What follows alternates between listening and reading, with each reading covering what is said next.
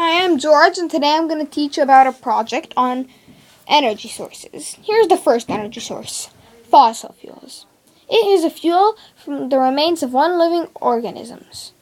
The advantages are it's the main source of energy to the U.S., and it powers radiators and air vents. But it produces smoke and carbon dioxide, and it's non-renewable. Here is the next type of energy, hydroelectric energy. It is the electricity generated from the force of falling water. The electricity is sent on power lines to power homes and schools, and the dams help increase the depth of water, but fish can't get upstream, and it compresses the water beneath lakes. But it costs lots and lots of money. The next energy is tidal energy. It is energy from the rising and falling of tides. It can produce energy from tides, that's a good thing, and it can produce enough energy for over 300,000 people. But it depends on the tide height, so if the tide isn't high, it won't work, and there are few places on Earth where it is used. Biomass is organic matter that is recently living or was recently alive.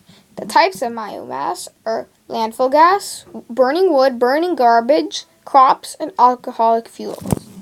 It's basically free energy, and it can be made into liquid fuels, and doesn't release much energy. But the disadvantages are it doesn't release much energy, and most of it is garbage.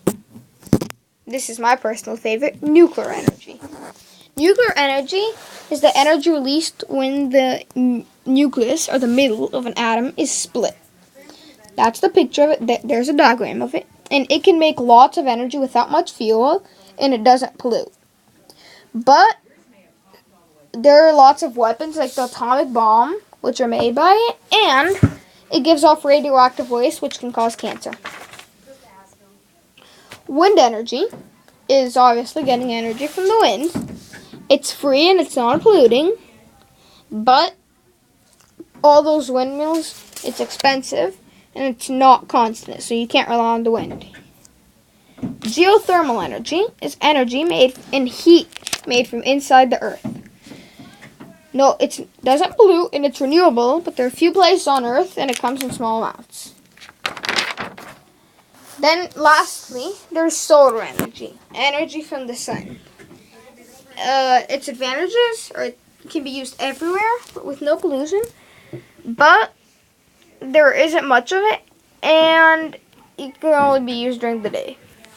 That was George's project, which include solar energy, geothermal energy, wind energy, nuclear energy, biomass, tidal energy, hydroelectric energy, and fossil fuels. Hope you liked it!